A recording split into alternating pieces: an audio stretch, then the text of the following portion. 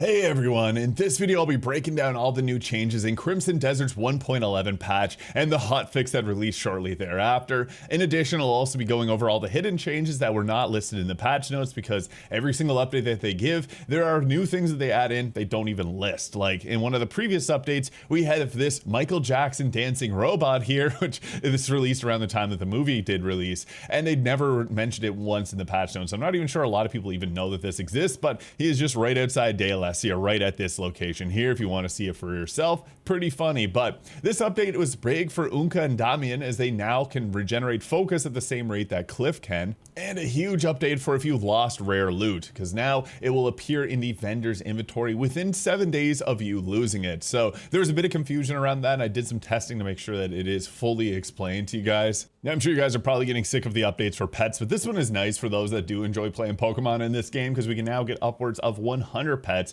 but you can only have 50 out at a camp at a time. This is something I predicted because console would have a struggle with loading in that many new animals, but there's new challenges. They are bugged, so I'll be going over that in this video.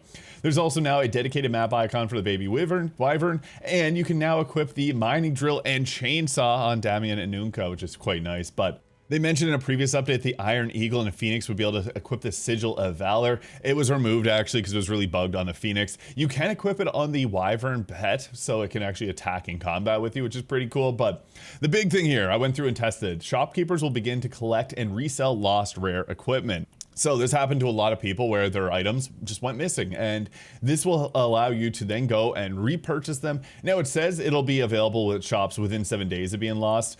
There's some confusion thinking that you can only repurchase it in a 7-day window. What this means is when the lost loot gets lost, you have 7 in-game days where it will have a chance to appear within that, and it'll appear there for the long term. So it won't go missing after the fact. So you gotta go check the vendors here to make sure that you can find your loot. They'll be sold for a little bit of a higher value, but this is great because I know a lot of people end up losing pieces of equipment that they obviously did not want to lose. And now you don't have to worry about that. And they actually made quite a big change to the pinball here. So if you're a pinball wizard, it is much less frustrating. So I was playing this, and previously whenever you do it, the ball would sometimes shoot through the little thing that pops it up there. But with this, you have a much greater chance of actually, the ball just feels a lot more natural to pinball. Insane that they went through and updated this so quickly. But yeah, this is a way to get some of the new equipment. And one thing that I do want to mention is the naming here. This leads me to believe that they will multiplayer will be on the way, so that you can play and, you know, set your scores on the leaderboard here and like play alongside your friends. So there are some hints that I think are leading to the multiplayer, which I've had some people push back on me, but it did seem like they are exploring it, and the DLC for this game, which we'll talk about a bit later, is leading to something like that. But yeah, the overall difficulty of the pinball machine has been lowered. This is obviously not something that a lot of people really care about, but the rewards for it are pretty cool. So they also changed the position, the movement of the pins, and just in general, I was playing around with it today. It feels a whole lot better here. So if you're a pinball wizard, this is honestly a pretty solid pinball experience. You can also shake the machine here if it ends up getting stuck. So yeah, it is in general a lot better than it previously was, and that's a better score. Let me know yours in the comments. But with this, there's Abyss gear recipes as well as things for the house, and a material box of fortune, which gives you some crafting materials. You can get gold bars and Abyss artifacts. It seems like they ended up removing something from the shop here, but yeah, you can also get, with max trust there, more Abyss gears artifacts. Now, there's a bit of confusion about the improving pets so that their names will be kept when they grow. This applies to the Wyvern as well as the Cuckoo Bird, so that does stick with it now. The Cuckoo Bird eggs and Wyvern eggs are no longer stackable, and they will no longer be summoned in dangerous zones. And they also improved the foul detection for the duel minigame. This is that melee combatant one that you can find at places like Tash Kalp. This is pretty huge. Buttons for opening inventory, map, skills, journal, and Photomode can now be assigned. So this is on controller. If you want to have a specific button to press to be able to open up and like go into your map, you can now rebind that. I'm still waiting for more rebinding for, especially on PC and also for controllers. So I play this game mostly on controller, but I do play on a keyboard and mouse at time to time. They also fixed the issue with the Wyvern pet where you would try to jump off it and you would immediately remount on top of it. So this is a nice change. So if you try to jump off its back, you'll no longer just hop onto it. I also want to show you guys, you can dive bomb with your Wyvern. Not a lot of people know this, but if you aim straight down and press the A or X button, you get an increased movement speed there, which lets you just go down really fast. So yeah, it's nice to be able to just jump off its back here, and you now jump forwards instead of, it used to like jump backwards and then immediately just grab onto the Wyvern again. They also did fix issues where Spirit Recovered would not get leveled up whenever you increase your overall focus for Damian and Unka, so now this matches Cliff's ability. And you can also jump on the Wyvern's back with using Axe and Force without having to learn the backhang ability. So that is just really nice because you can literally have it up in the air and you'll be able to just jump onto its back a lot earlier on in the game now. Another thing is if you call your Wyvern again, it'll actually land on the ground, but it's just really easy to just go like this and double jump. So you press the X buttons twice. I had a few questions around that, and then you'll jump onto its back real simple and smooth, just like that. So nice quality of life change there. In addition, they also changed the attack patterns of the golem monsters. I haven't really noticed too much of a difference there. But a pretty big one is that the explosive evasive shot and multi-shot will now trigger effects when using them with special arrows equipped. So yeah, the arrow builds in this game are pretty insane, unarmed as well, but that's pretty cool.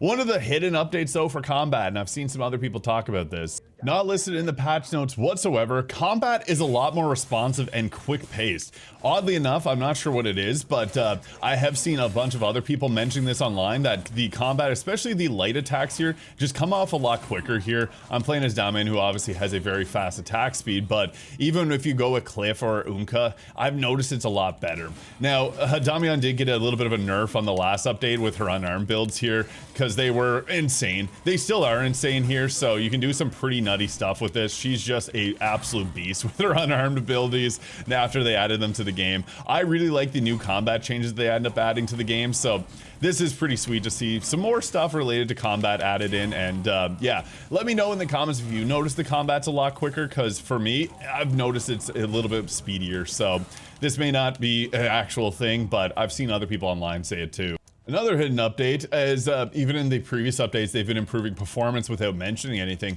This is your mileage may vary. I did some benchmarking today. I'm getting around 5 frames per second more on DLSS, which obviously that's something that's hard to quantify, but I'm now hitting over 140 on an RTX 4070, and previously I was not hitting 140, which is pretty insane. I use a 360 hertz monitor, so it can go a little bit higher, and I obviously don't have like a perfect graphics card, but those on PC may notice some performance increases. Let me know though on console, because last update people were saying that PS5 had worse performance, so your mileage may vary on that. They also did improve images for certain animals, knowledge entries, and guides, fix the names where they would sometimes be referred to as question marks at the rancher's shop, and they would fix UI after you would feed a pet, which they did update on the last update, which I think is where those issues came from. This is one of the smaller updates, but there is another thing I do want to talk about here. Unka had a glitch where he would have infinite cannonballs if he was clinging to a wall using scattershot. They also made changes to Photomode, and actually a pretty large change. Now it's actually a little bit harder to take the perfect shot because the D-pad used to allow you to just make micro changes around here. So now it is a little bit trickier. The depth of field was a bit buggy, and I'm glad they ended up fixing that. It still is a bit buggy in terms of like the effects here, but I mean, they're making improvements to it. I like the way the old photo mode worked, but it's nice to see they're making changes. Hopefully we'll be able to have the characters do poses and make it closer to like Cyberpunk. I love photo modes in games. I know everyone is using stupid AI images for their thumbnails nowadays. You see it all the time in Crimson Desert and every other game now. I like to use photo mode and try to make it as, you know, it's from the game, so I like to showcase things like that without making fake images. So there are changes to photo mode here, which I think are nice, and hopefully we'll see some more. Now they added an entirely new section to challenges here, and it's bugged. So they added in 4 new challenges, the little companions for the adventure. Start of the companion, you just have to catch a pet. This gives you a small haven for pets, which lets you store more of them, but the issue is some of these here don't work properly. I grew a baby wyvern and a cuckoo bird chick, didn't get the requirements for this for whatever reason, so this isn't working properly for some people, I suppose. And releasing a pet, oddly enough, also did not work. So just a heads up that you may have issues with these not working properly. There's also ones for catching the hyacinth macaw and the iron eagle. The hyacinth macaw is a pain in the rear to find, but I do have a guide on how to find it easily, or a little bit easier. It is probably the hardest pet to find in the game. As a legendary one, it doesn't have anything special. But what I find interesting is it has this gold legendary marker on it here.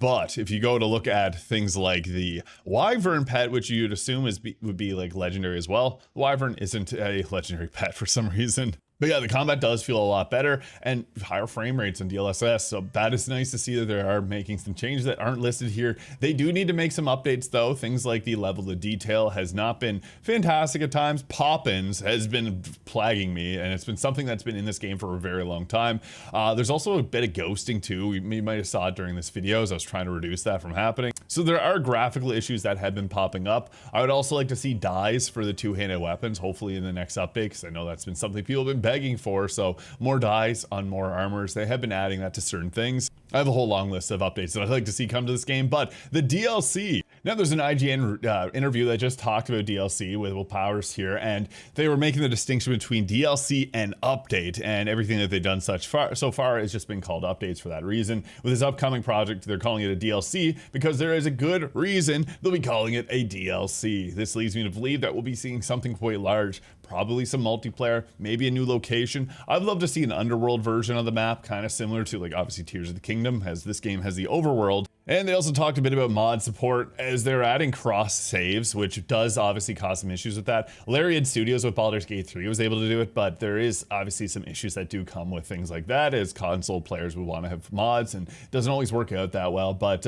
they do say they are excited to see creations made with mods, so they aren't really against it, but it doesn't sound like we'll be getting official mod support, which I'm a little bummed about. If they had a mod toolkit, I make mods for Baldur's Gate 3. I'd love to make mods for this game, but we'll have to wait and see. I might just pick it up and try to do some with it. But yeah, lots of great things are coming for Crimson Desert, though. Let me know your thoughts in the comments below. Also, let me know what kind of content you'd like to see come to Crimson Desert.